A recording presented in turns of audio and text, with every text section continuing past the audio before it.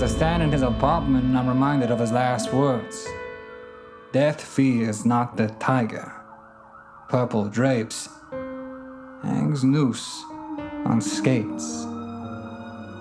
I turn to Vickie to remind her what we're looking out for. So I'm gonna look for drapes, purple or otherwise, and skates. Do you wanna look for tigers?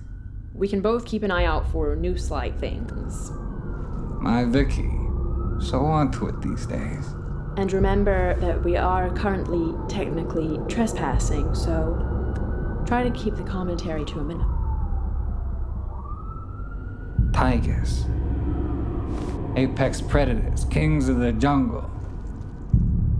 Everything fears a tiger. Except for death, apparently. What comes for a tiger? Of course. Man. But in this situation, who is the tiger, the victim or the shooter? I can't be the shooter. Tigers don't have thumbs. There's no way they could fire a gun. Yes. It must be the victim, or at least the victim's boss. But one thing's for certain. There are definitely no tigers in here. I turn to Vickie to see what she's found in regards to drapes and skates. Nothing. Not even a pair of inlines. A sound outside the door. Definitely voices. Now the rattle as they turn the lock and begin to turn the door handle. We need to find somewhere to hide. Now, somewhere good.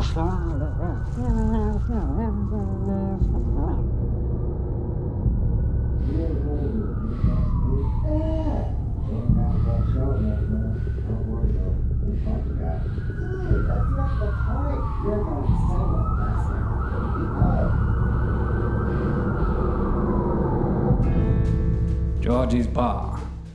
Vickie and I wait in amicable silence as we await the arrival of our criminal informant, the Maltese Falcon.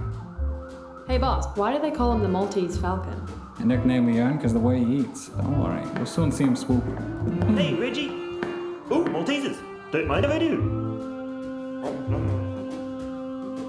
And you must be the lovely Vickie. We've all heard so much about you. Well, I'm afraid I haven't heard that much about you. Are you a regular here? Oh, yeah. One day, Reg walks in, sets eyes on me, and slaps me silly. I give him a few tips in exchange for a few drinks, you know. Ever since then, I've been what you call a CI. The pay's good. What, drinks and candy? Yep. So what am I here for today, then? Finally, we get down to the heart of the matter. I look him in the eye and tell him.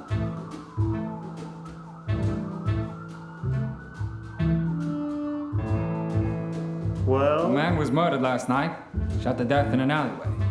With his dying breath, he passed on a message to me, a message I believe to be for his boss, a man called the Tiger. Sounds intense. What was this flick's name? John Doe. Ah, unidentified, eh? Oh, well. Not unidentified. The victim's name was actually John Doe. So this John Doe has a message for the tiger. What is it? That death is coming for him. And death is not afraid. It all sounds pretty off, but I'll see what I can do.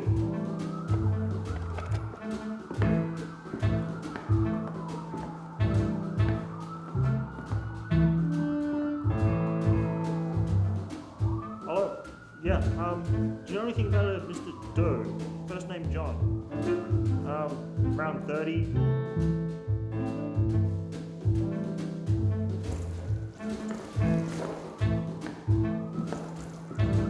Maltese Falcon didn't have much for me. Made a few calls, came back with the Nexus name, and a complete lack of leads on the Tiger. I really think we should drop this case.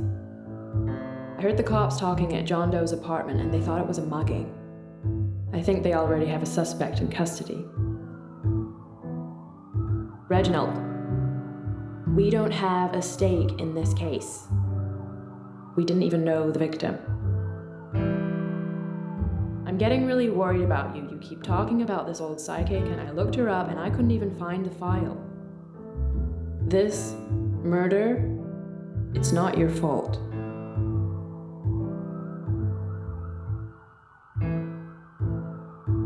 I gather my thoughts back together. The Falcon didn't give us much, but he did give us one lead. I told Vickie to go and get the interview room ready. This one could be tough.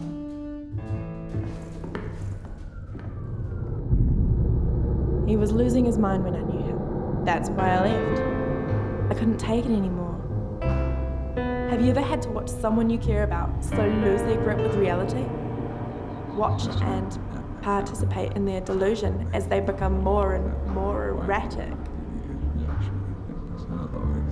Wishing you could do something to help, but knowing all you can offer is a sweet release. I could tell his new reality scared him sometimes, but more often it just seemed like he was having so much fun. It was like watching a child play pretend, both precious and saddening all at once. An innocence that we can never recapture. Who am I to take that away from someone? So ends another case. Without proper resolution or peace of mind. I wonder at Vickie's strange behavior throughout this case. The questions, the concern. She practically ran away after we'd done interviewing John Doe's wife. Woman. A mystery for another time. For now, there's a killer in our city. Even now he is loose, staring out over our city as his hands drip with blood like mine drip with rain. No one else believes in you, but I do. Because you are me, in another life, in another world. I could have been a babbling PI, or a silent murderer.